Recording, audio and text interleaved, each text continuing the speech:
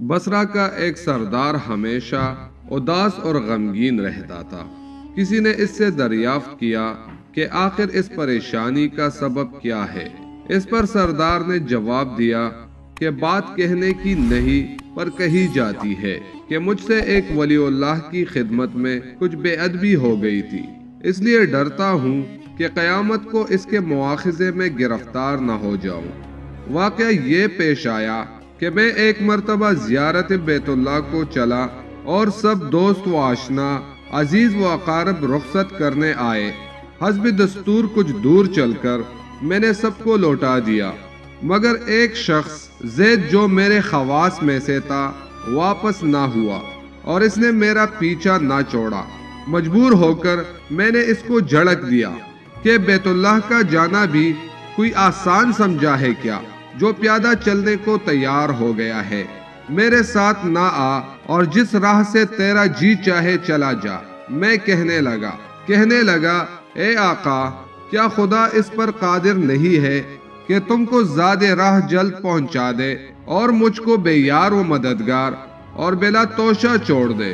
یہ کہہ کر اس نے اپنی راہ لی اور میں اپنے راستے سے چلتا بنا۔ راستے پر وہ مجھ کو کہیں نظر نہ آیا، واللہ عالم کہاں پوشیدہ ہو گیا۔ جب خدا کے فضل سے مناسک حج سے فارغ ہو کر میں مدینہ پہنچا تو کیا دیکھتا ہوں کہ زید آ گیا اور السلام علیکم کہہ کر میرے پاس بیٹھ گیا۔ میں نے حیرت سے پوچھا، اس نے جواب دیا کہ ہاں کر آیا ہوں۔ پھر میں نے ظرفتاً کہا حج کی سند بھی ملی؟ تو کہنے لگا کیسی سند؟ وہ کس کام آتی ہے؟ میں نے کہا حج کرنے والوں کو بیت اللہ میں غیب سے ایک چٹھی ملتی ہے جس میں لکھا ہوتا ہے کہ فلاں ابن فلاں حج کو آیا تھا اور اس کا حج قبول ہو گیا ہے۔ پھر اسی سند کے ذریعے قبر اور حشر کے عذاب سے نجات ہوتی ہے۔ یہ سن کر زید روتا چلاتا ہوا بیت اللہ کو واپس چلا گیا۔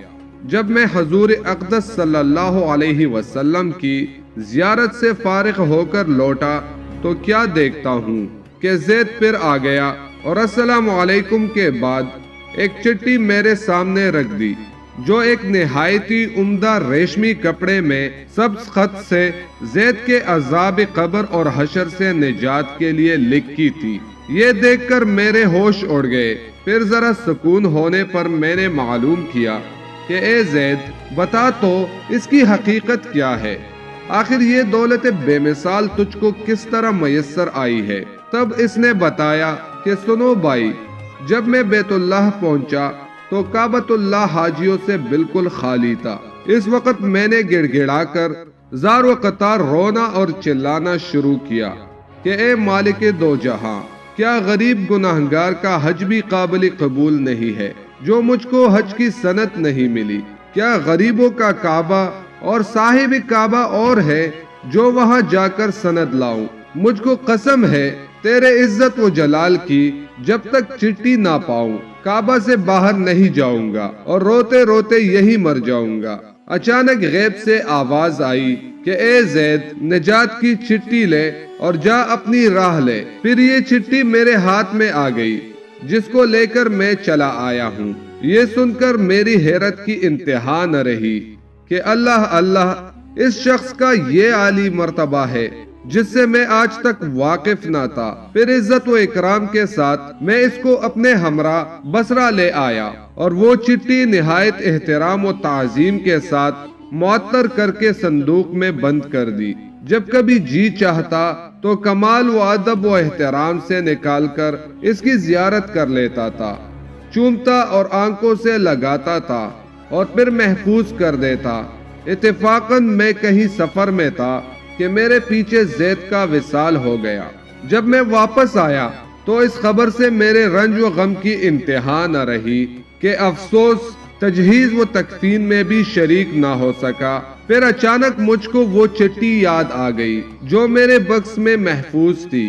اب تو میں اور بھی بےتاب ہو گیا اور اپنے اوپر افسوس کرنے لگا کہ سفر پر جاتے وقت میں نے وہ چٹھی زید کو کیوں نہ دی۔ پھر اپنا مہر شدہ صندوق کھولا جو اسی طرح بامہر بند تھا۔ جب میں نے کھولا تو اندر دیکھا تو اس میں چٹھی نہ پائی۔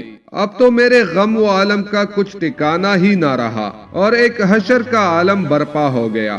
زار و قطار رونے لگا اور روتے روتے سو گیا۔ کیا دیکھتا ہوں جنت میں زید سر پر ایک تاج رکھے ہوئے زرق و برق لباس میں تخت جواہر پر جلوہ افروز ہے اور اس کے چاروں طرف حوروں کے جمگٹے ہیں۔ میں نے قریب جا کر سلام کیا تو اس نے کہا، اے آقا اس قدر پریشان کیوں ہو؟ میں نے کہا، مجھے یاد نہیں وہ چٹھی جو تو نے مجھے دی تھی۔ کہنے لگا، وہ تو یہ موجود ہے اور اس کی بدولت یہ دولت و حشمت مجھ کو حاصل ہوئی۔ اب آپ کچھ تردد نہ کیجئے، میں اپنی منمانی مراد کو پہنچ گیا۔ سبحان اللہ، جو اللہ کا ہو جاتا ہے اللہ تعالیٰ اس کی سب مرادیں پوری کر دیتا ہے۔ دعا ہے اللہ تعالیٰ ہم سب کو بھی اس واقعے سے سبق حاصل کر کے اس پر عمل کرنے کی توفیق عطا فرمائے۔